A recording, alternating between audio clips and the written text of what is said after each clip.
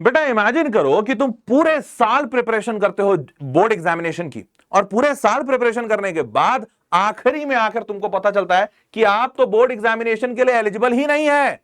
सोचो, पैरों तले जमीन खिसक जाएगी।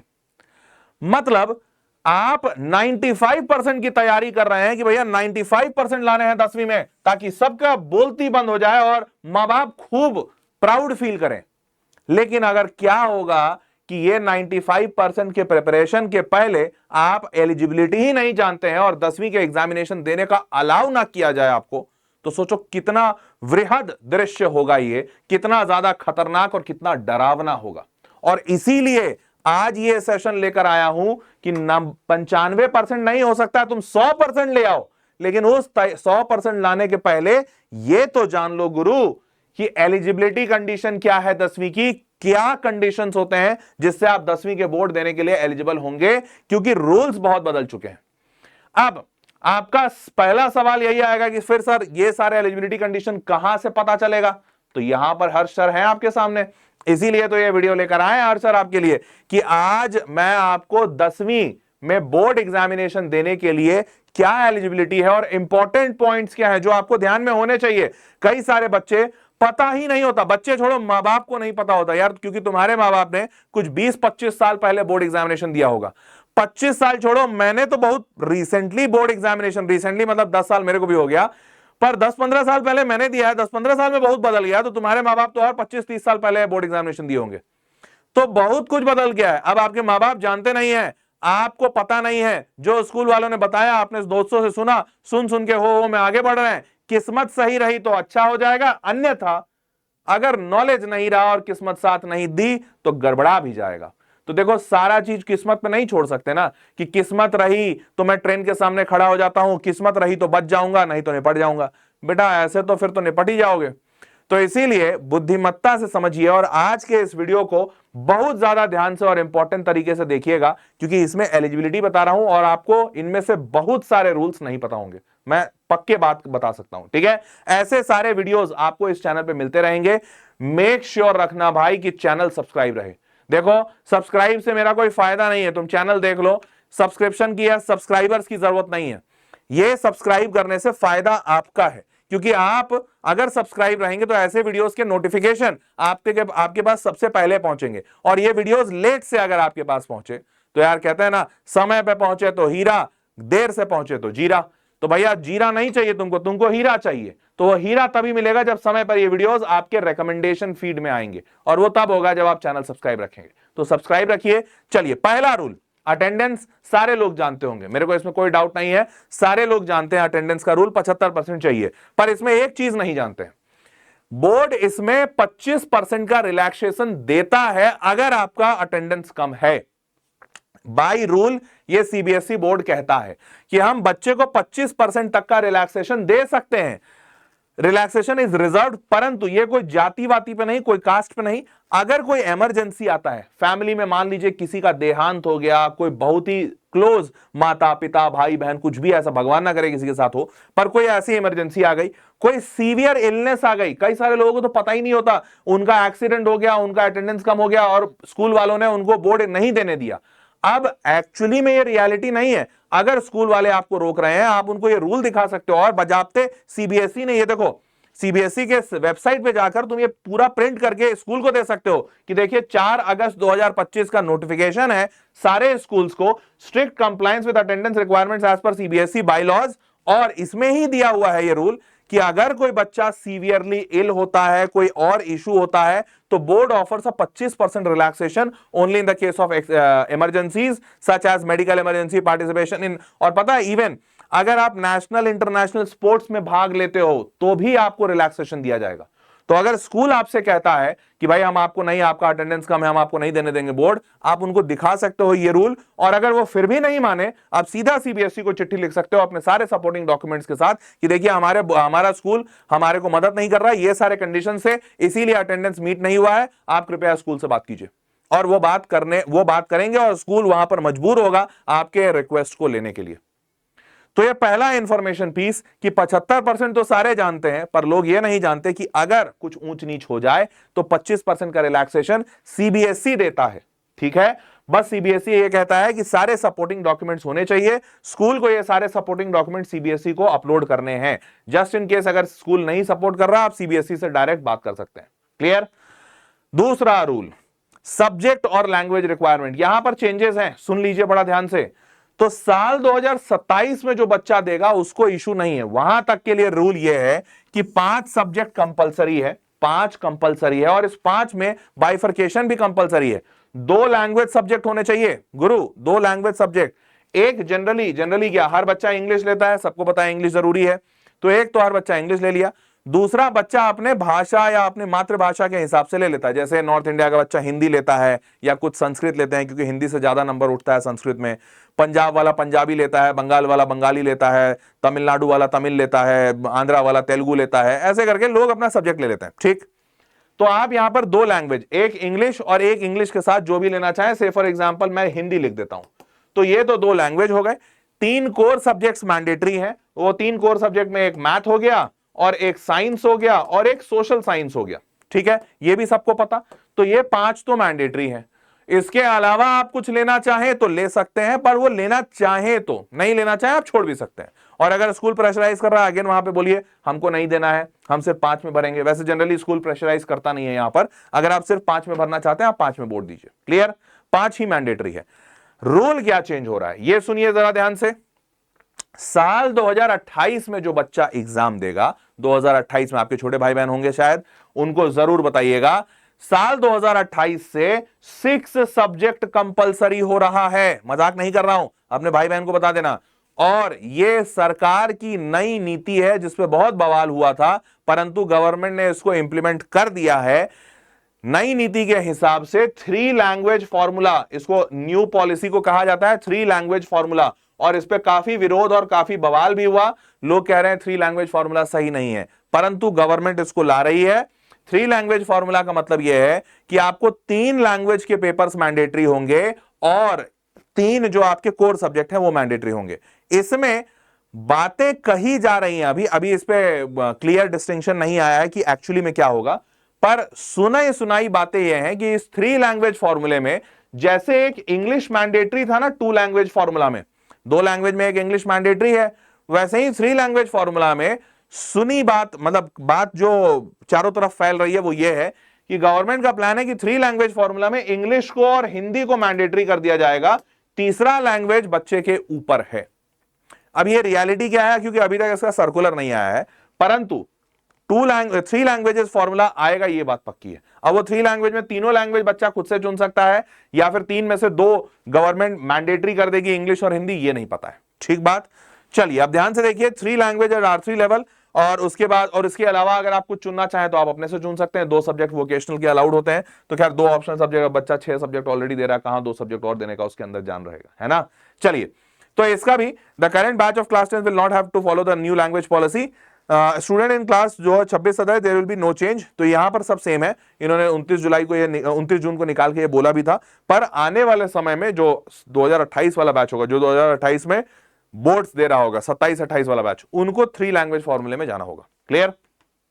तीसरा रूल, इंटरनल असेसमेंट का रूल, और ये सबको ही जानता है बट क्लैरिटी लोगों के पास नहीं होती है। ध्यान से सुन लीजिए क्या है।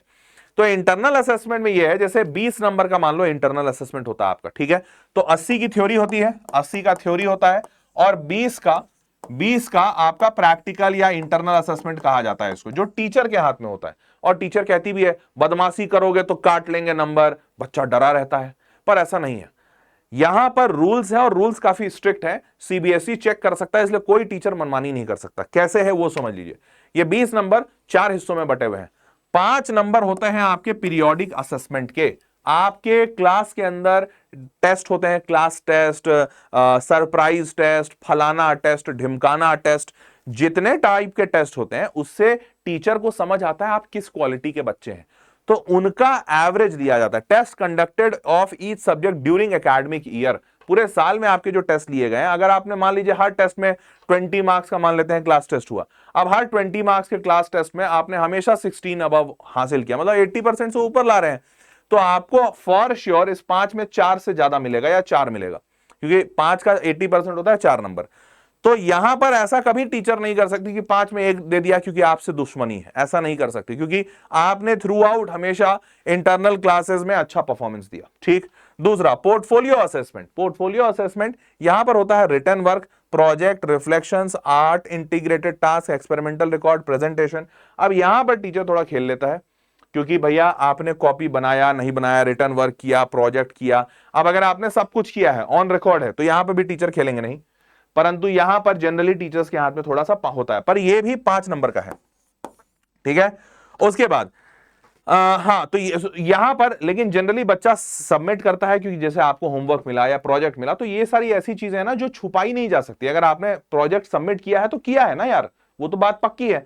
तो यहां पर काम नहीं दबता है। सबसे ज्यादा जो डाइसी होता है वो तीसरा होता है। तीसरे में क्या होता है, ये पूरी तरह से टीचर के हाथ में, और यहीं पर टीचर खेलते हैं। ठीक है। तो ये 5 नंबर का यहां पर क्या होता है, यहां varied mode such as observation, oral presentation, discussion, quizzes, experiments, project, field work, collaborative task, concept mapping and reflective exercises. मतलब यहां पर टीचर का हाथ में जो 5 नंबर होता है वो इस बात पे होता है कि बच्चा बोलने में कैसा है, बात विचार में कैसा है, क्या वो अपनी बातें व्यक्त कर पाता है, लोगों से घुल मिलकर रहता है, दोस्ताना स्वभाव है। तो ये ना, ये सब्जेक्टिव चीजें हैं, इसमें आपको कुछ सबमिट नहीं करना। आप किसी को सर्टिफिकेट थोड़ी बना के दे सकते हो, I am a very friendly person. तो यहां पर ये 5 नंबर पूरी तरह से टीचर के हाथ में रहता है। और इसीलिए एक और फैक्ट बताता हूं, तो जनरली स्कूल के हाथ में 20 नंबर होता है। जो बच्चा बहुत अच्छा होता है, टीचर्स का फेवरेट होता है, एकदम टॉपर टाइप का होता है, उसको 20 में 20 मिलता है, कोई डाउट नहीं। पर जिस बच्चे से टीचर बहुत ज्यादा खफा रहता है, बच्चा बदमाश रहता है, परफॉर्मेंस अच्छा नहीं रहता, उसको भी हर स्कूल में हर टीचर 14 नंबर के आसपास जरूर देता है। आप देखिएगा, आप अगर आपके जब नंबर्स आएंगे ना, वो देखिएगा। मैं तो इतने सालों से पढ़ा रहा हूं, तो मैंने बच्चों के बहुत सारे मार्कशीट देखे हैं। 14 number is that bare minimum, जो इससे नीचे कहीं कोई भी स्कूल, कोई भी टीचर नहीं देता। पता है क्यों? क्योंकि टीचर्स कभी भी इस 5 नंबर, इस 5 नंबर और आखिरी इस 5 नंबर पे नहीं खेलते, क्योंकि उनको पता है इसका मोर और लेस प्रूफ उनके पास होगा। और अगर यहां पर उनके साइड से गड़बड़, मान लो टीचर ने बोला कि बच्चे ने प्रैक्टिकल नहीं सबमिट किया, लैब वर्क नहीं किया, प्रोजेक्ट नहीं किया, तो सीबीएसई उनसे पूछेगा आप क्या कर रहे थे? आप तो स्कूल खोल के बैठे हैं ना। बच्चा अगर लैब नहीं किया तो आपने पेरेंट्स को फोन क्यों नहीं किया? आपने बच्चे को वहीं क्यों नहीं रोका कि भैया तुम्हारे को बोर्ड नहीं देने देंगे? तो यहां पर स्कूल की गलती निकल आई। तो इसीलिए कभी भी कोई स्कूल या टीचर्स जनरली इस 3-5 नंबर पे नहीं खेलते। ये 5 और ये 5 जो भी प्लेइंग होता है वो सिर्फ यहां पर होता है। ठीक है। इसीलिए generally 14-15 number is that bare minimum जो आपको मिलेगा। पर अगर आप अच्छा है, आप ये भी अच्छा कर देते हैं, तो आपको टोटल 20 मिल जाएंगे। क्लियर बात? अब तो yes, internal marks at a crucial part. ठीक है। अब अगला है correct school and LOC details. ये क्या हो गया भाई? अब correct school and LOC details में क्या होता है? तो होता क्या है कि सीबीएसई हर साल स्कूल से बच्चों की सारी डिटेल्स मांगती है। जैसे जनरली, पता नहीं आपने सुना है कि नहीं, बहुत सारे जगहों पर जो आज के जमाने में बहुत सारे लोगों का नाम ना गलत है। जैसे मैं अभी नीचे एक से बात कर रहा था, मैं पूरा नाम नहीं बताऊंगा, पर उसका नाम है शांभवी। ठीक है। तो शांभवी में तुमको क्या लगता है जनरल स्पेलिंग क्या होना चाहिए? शांभवी, SHAMV ऐसा करके, पर उसका नाम थोड़ा सा स्पेलिंग्स आगे पीछे है, तो SUMBHAVI हो गया, सुंभवी। अब ये सुंभवी हो गया, तो भाई अब वो कोई भी इंसान उसको मिलता है ना, पूछा है ये सुंभवी क्या होता है, वो बोलती है नहीं नहीं मेरा नाम सांभवी है, वो स्कूल में गड़बड़ कर दिया था। अब स्कूल में गड़बड़ कैसे कर दिया? तो टीचर्स ना पहले के टाइम पे हाथ से लिखते थे, अब उसमें उनका एक लेटर आगे पीछे हुआ, पूरा मामला सेट हो जाता था। तो अब सीबीएसई इस बात पे बहुत ध्यान देता है कि भाई बच्चे का नाम करेक्ट होना चाहिए, लेटर्स आगे पीछे हो जाएंगे, पिताजी के नाम में आगे पीछे हो जाएगा, तो बच्चे के लिए फॉरएवर वही हो गया, वही सत्य हो गया। तो यहां पर ये स्कूल्स को मैंडेट दिया गया है, देखो ये रीसेंट नोटिफिकेशन है, स्कूल्स को मैंडेट दिया गया है कि submission of list of candidate, LOC मतलब list of candidate for class 10th examination, और यहां पर उन्हें कहा गया है कि बच्चों से वेरीफाई करवाइए, उनका फॉर्म प्रिंट करके दीजिए उनको, और उनसे वेरीफाई करवाइए कि भैया बेटा देख लो सारा कुछ डिटेल, तुम्हारा नाम, तुम्हारे पिताजी का नाम, तुम्हारी माताजी का नाम, तुम्हारा डेट ऑफ बर्थ, सब सही होना चाहिए, ताकि स्कूल पे जो जनरली स्कूल बहुत सारी गलतियां कर देता है, वो गलती की वजह से बच्चा सफर ना करे। तो आप इस चीज का ध्यान रखिएगा कि आप भी अपने स्कूल जाकर टीचर से या प्रिंसिपल से बोलिएगा कि मैम सर मुझे भी अपना डिटेल दिखा दीजिए कि मेरा डिटेल क्या है, क्या आया है पेज में, सही है नहीं है, एक बार मैं क्रॉस वेरीफाई कर लूं ताकि गलती ना हो। क्योंकि एक बार 10वीं के मार्कशीट में गलती हो गई, फिर उसको चेंज कराना अपने आप में बहुत बड़ा पहाड़ है। हमारे भारत में यार सारे लोग वो कागजों के मुरीद होते हैं, अब वो लकीर के फकीर हो जाते हैं। वो कागज तुमको खोजते खोजते तुम्हारा मतलब कहता है ना जमाना बीत जाता है।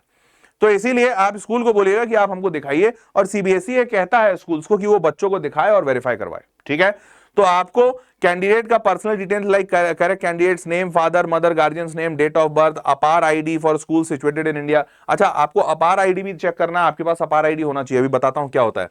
तो submission of LOC mandatory and check all formation properly. तो ये मैंडेटरी है और सही से इसको चेक कीजिएगा। स्कूल्स को बोलिए, आप अपने स्कूल को बोलिए कि वो आपको दिखाए। ठीक है, अपार क्या होता है? अपार stands for automated permanent academic account registry. मतलब जैसे पैन कार्ड होता है, सुने हो? तो पैन कार्ड का मतलब होता है permanent account number. Permanent account number का मतलब ये होता है, जैसे आप जब भी प्रोफेशनल वर्ल्ड में आएंगे ना तो आपको समझ में आएगा कि पैन कार्ड के बगैर आप कोई भी फाइनेंशियल ट्रांजैक्शन भारत में नहीं कर सकते। तो पैन का मतलब ही होता है परमानेंट अकाउंट नंबर। मतलब उस अकाउंट में आपने अपने पूरे लाइफ टाइम में जितने भी फाइनेंशियल ट्रांजैक्शंस किए हैं वो उसमें नोट होंगे। ठीक बात? तो ये होता है पैन कार्ड। अब वैसा ही भाई, जब अकाउंट पैसा इंपॉर्टेंट है तो पैसे के साथ साथ पढ़ाई भी तो इंपॉर्टेंट है। पढ़ाई कर रहा है तभी तो इंसान पैसा कमा रहा है। तो वो पढ़ाई का कभी कोई ऐसा अकाउंट नंबर बना नहीं। तो अपार आईडी गवर्नमेंट का एक रीसेंट इनिशिएटिव है which is automated permanent academic account registry. आप पूरे जीवन में जब भी, जहां भी, जैसी भी, जितनी भी पढ़ाई करेंगे उसकी सारी डिटेल इस एक आईडी पे अवेलेबल होगी, जो पहले नहीं होता था। इनफैक्ट मेरे टाइम पे भी मेरे को सारे के सारे डॉक्यूमेंट्स आज भी कागज के फॉर्मेट में मिले हैं और मैं बहुत संभाल संभाल के रखता हूं, क्योंकि कुछ भी भूल गुम हो गया तो भैया ऐसी तैसी हो जाएगी। क्योंकि मेरे टाइम पे अपार आईडी नहीं था, आपके टाइम पे है, और इसीलिए अब इसको बनाना मैंडेटरी है। तो specialized this initiative part of one nation one student ID program. ठीक है, to ensure that schools are provided sufficient time to generate APAAR ID, CBSE has issued following circular. तो सीबीएसई ने सर्कुलर्स भी दिए हैं कि हर स्कूल को ये बच्चे को बताना है और बच्चे से ये क्रिएट करवाना है कि अपार आईडी बनाओ। अगर आपने नहीं बनाया है या आपको नहीं पता है, अपने स्कूल से कांटेक्ट कीजिए, गूगल पे जाइए, वहां पे लिखिए कि भैया अपार आईडी कैसे बनाना है। तो अपार आईडी के रिलेटेड पूरे डॉक्यूमेंट्स सीबीएसई ने स्कूल्स को भेजे हैं। तो आप अपने स्कूल से कनेक्ट कीजिएगा कि भैया आपका अपार आईडी बना है, नहीं बना है, क्या है आपका अपार आईडी। आप अपार आईडी लिख भी लीजिएगा, ठीक है, अगर स्कूल ने क्रिएट किया है तो। क्लियर? अब तो अब हाँ, दूसरा चीज कि ये स्कूल और एलओसी डिटेल्स। अब एक दूसरा चीज, तो ये स्कूल और एलओसी जो डिटेल है ना, ये सुपर इंपॉर्टेंट इसलिए हो गया है इस बार से क्योंकि सीबीएसई ने बच्चों को 2 बोर्ड एग्जामिनेशंस का मौका दिया है, ये आप सबको पता होगा। तो एक बोर्ड एग्जामिनेशन फरवरी में होता है, दूसरा बोर्ड एग्जामिनेशन अप्रैल में के टाइम पे होता है। अब यहां पर होता क्या है कि बच्चों से पहली बार डिटेल फरवरी एग्जामिनेशन के पहले लिया जाता है, जहां पर कैंडिडेट का डिटेल और जो जिसको एलओसी कहते हैं, लिस्ट ऑफ कैंडिडेट, और बाकी वो कौन से सब्जेक्ट में पेपर दे रहे हैं। ठीक है, तो उनके सब्जेक्ट का डिटेल, ये 2 चीजें ली जाती हैं। अब उसने फरवरी में पेपर दे दिया, फरवरी में पेपर दिया तो बोर्ड क्या कहता है कि आप अगर पेपर दिए और आपका पेपर मान लेते हैं अच्छा नहीं हुआ, तो आप मैक्सिमम किसी 3 सब्जेक्ट में दोबारा एग्जामिनेशन में अपीयर हो सकते हैं। ध्यान रखिएगा, ये दोबारा बोर्ड का मतलब ये नहीं है कि दोबारा बोर्ड एग्जामिनेशन दे देंगे और सारा का सारा पेपर दोबारा देने का मौका मिलेगा ना। इसका मतलब यह है कि आपने यहां पर जो बोर्ड दिया, उस बोर्ड एग्जामिनेशन में आपके जो भी कोई 3 सब्जेक्ट मैक्सिमम तक, उन एग्जामिनेशंस को आप दोबारा दे सकते हैं। अच्छा, ऐसा भी नहीं है कि 3 देना ही है। मान लेते हैं आपका एग्जामिनेशन बहुत अच्छा गया और आपका एक ही पेपर कोई खराब हुआ, आप चाहते हैं एक ही पेपर में दोबारा एग्जाम देना, तो आप एक ही पेपर में एग्जाम दीजिए। ठीक है, अब आप चाहते हैं किसी में नहीं एग्जाम देना, आप किसी में मत दीजिए, आपका फरवरी में बोर्ड हो गया, दैट्स इट। अब यहां पर एक इंपॉर्टेंट बात, मान लेते हैं आपका पेपर खराब हुआ और ऐसा खराब हुआ कि आपका 4 पेपर खराब हो गया या 5 पेपर खराब हो गया, तो क्या आप 4-5 पेपर दे सकते हैं? नहीं, जवाब है यहां पर आप सिर्फ 3 पेपर ही दे सकते हैं, मैक्सिमम 3। ठीक, अच्छा, आप अगर फेल कर गए तो आप फेल के कंडीशन में क्या करेंगे? तो आप फेल के कंडीशन में सेकंड, यहां पर एग्जाम दे रहे होंगे कंपार्टमेंट का। किसका दे रहे होंगे? कंपार्टमेंट का। तो आप अगर फेल हो गए या कुछ ऐसा मसला हो गया तो उस केस में आपका कंपार्टमेंट का पेपर जो बाकी बच्चों का होता है वैसा होगा। क्लियर बात? अब चलो, वो सब तो एक्सट्रीम कंडीशन हो गया, अभी मानते हैं कि भैया कोई फेल नहीं करेगा। तो अब क्या होगा कि आपने फरवरी में जब बोर्ड दे दिया तो उसके बाद आपके जो रिजल्ट्स आएंगे उसके बाद या आपने जो पेपर दिया उससे आपको समझ में भी आ जाएगा कौन सा अच्छा गया नहीं गया। उसके बाद आपसे पूछा जाएगा फरवरी के बाद, मार्च अप्रैल के टाइम पे, कि अब आप दूसरा बोर्ड देना चाहते हैं कि नहीं, और अगर देना चाहते हैं तो कौन से सब्जेक्ट्स में देना चाहते हैं। तो आपको फिर यहां पर बताना पड़ेगा, और यही वापस से LOC, list of candidates and their subject details, ये दोबारा लिया जाता है 10वीं के सेकंड बोर्ड एग्जाम के लिए। ठीक बात, सारे समझ गए। तो यहां पर मई में दोबारा एग्जामिनेशन होगा, तो अप्रैल में इसका कलेक्शन करेंगे ये लोग वापस कि कौन से सब्जेक्ट में किस बच्चे को देना है। क्लियर?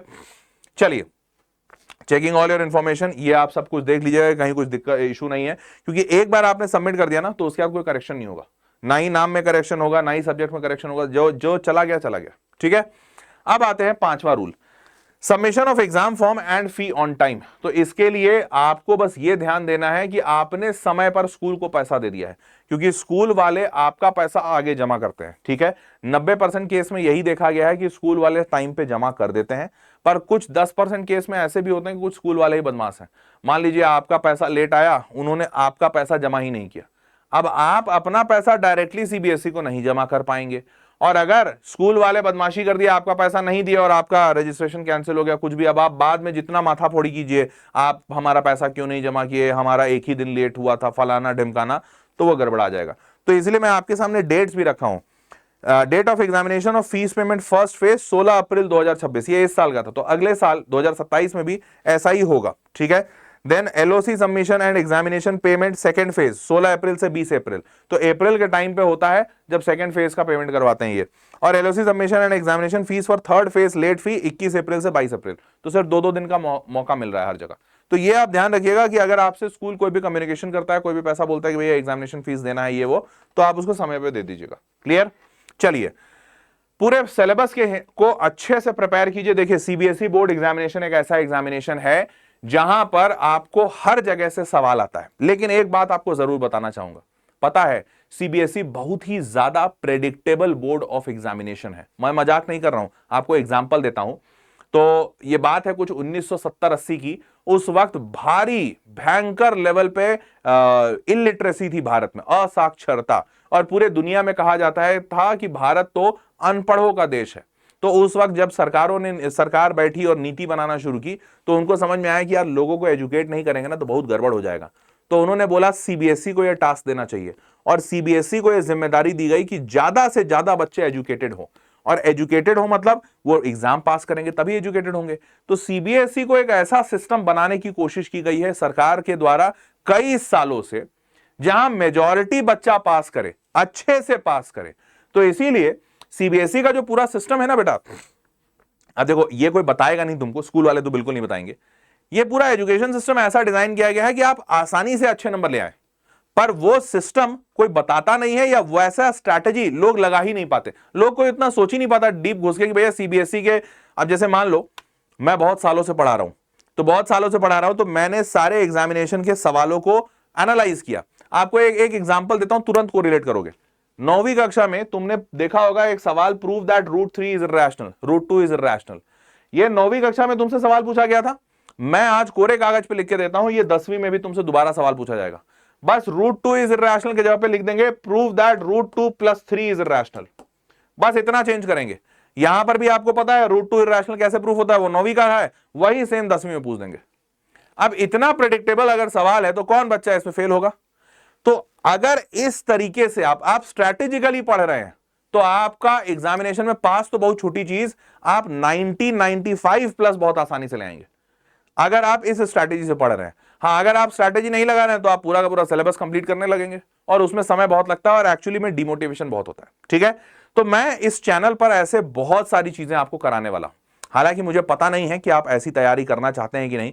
हो सकता है आप बोलेंगे नहीं सर, हमको फुल सिलेबस की तैयारी कराओ, सब कुछ पढ़ाओ एकदम, जैसे टोटल कुछ कितना 83-84 चैप्टर्स के आसपास है, 84 चैप्टर्स हैं, सारा कुछ मिला के, फिजिक्स बोल रहा हूं, science, maths, social science, English और हिंदी, ये 5 सब्जेक्ट मिलाकर टोटल कुछ 80-85 चैप्टर्स हैं। तो अगर आप बोलिएगा सर फुल सिलेबस पढ़ा, 80-85 चैप्टर्स पढ़ेंगे, हम मेरे को पढ़ाने में कोई दिक्कत नहीं है भैया, मैं तो पढ़वा दूंगा। पर दूसरा तरीका होता है स्ट्रैटेजी से पढ़ना, जिसमें वहीं से पढ़ा जाए, वही सवाल पढ़ा जाए जो एग्जामिनेशन में आने के सबसे ज्यादा चांसेस हैं। तो अब मुझे ये आपसे जानना है नीचे कमेंट बॉक्स में कि आप फुल सिलेबस जानना चाहते हैं कि सर 100% पढ़ाओ एकदम गधा मजदूर की तरह कि सब कुछ पढ़ रहे हैं, सारे सवाल बना रहे हैं, जैसे आर डी शर्मा की बुक आपने देखी होगी, एक एक कॉन्सेप्ट पे 20-20 सवाल है, आप वैसा करना चाह रहे हैं, या फिर आप टू द पॉइंट वही पढ़ना चाहते हैं जो एग्जामिनेशन में हर साल पूछा गया है और आपके साल भी पूछे जाने के पूरे चांसेस हैं? तो आप मेरे को ये नीचे कमेंट बॉक्स में लिखकर बताइएगा that you want to study with strategy या फुल। तो जो बच्चा स्ट्रैटेजी लिखेगा आई विल अंडरस्टैंड कि वो स्ट्रैटेजी से पढ़ना चाह रहा है, जो फुल लिखेगा फुल। और अब ऑब्वियसली मैं दोनों को अलग अलग नहीं पढ़ा सकता, तो मैं यहां पर जो मेजॉरिटी कमेंट्स आएंगे, स्ट्रैटेजी वाले कमेंट्स आए चाहे फुल सिलेबस वाले आए, जिसपे मेजॉरिटी आएगा उसी तरीके से पढ़ाने का इस चैनल पे पूरा प्लान बनाऊंगा। ठीक है, तो आप बस एक चीज मेक श्योर रखिएगा कि आप चैनल सब्सक्राइब रखें, जिस भी तरीके से पढ़ा रहे हैं वो आपको पढ़ाने के वीडियो जब भी लगाएंगे आपको नोटिफिकेशन पहुंचेगा। और इस चैनल पर भैया तुमको, मतलब मेरा ऑब्जेक्टिव है कि तुम्हारा 10वीं बोर्ड 90% मिनिमम होना चाहिए। मतलब जो बच्चा बहुत अच्छा नहीं कर पाया वो 90% प्लस लाए, और जो बहुत अच्छा लाएगा वो 95 प्लस लाएगा। यही ऑब्जेक्टिव लेकर इस चैनल पे चला हूं, तो चैनल सब्सक्राइब रखिएगा, ऐसा बेहतरीन कंटेंट मिलेगा। और कमेंट कीजिएगा जरूर कि आप स्ट्रैटेजी से पढ़ना चाह रहे हैं या बस फुल सर सब कुछ पूरा पढ़ाओ, देखते हैं वहां से जो आ जाए वैसा पढ़ना चाह रहे हैं। तो कमेंट बॉक्स में या तो स्ट्रैटेजी या तो फुल, मैं चाहता हूं नीचे कमेंट बॉक्स में बच्चा लिखे। क्लियर है? चलो भाई, तो ladies and gentleman, that was all for this session. Hope you loved and enjoyed it. और ऐसा बेहतरीन सेशन आपको इस चैनल पे मिलता रहेगा जो आपको आपका नॉलेज बढ़ाएगा, आपको सही डायरेक्शन देगा। ठीक है, और मिलकर तैयारी करते हैं, बोर्ड एग्जामिनेशन में पक्के से 95 से ज्यादा लेकर आएंगे। ठीक है, चलो बाय बाय, टेक केयर।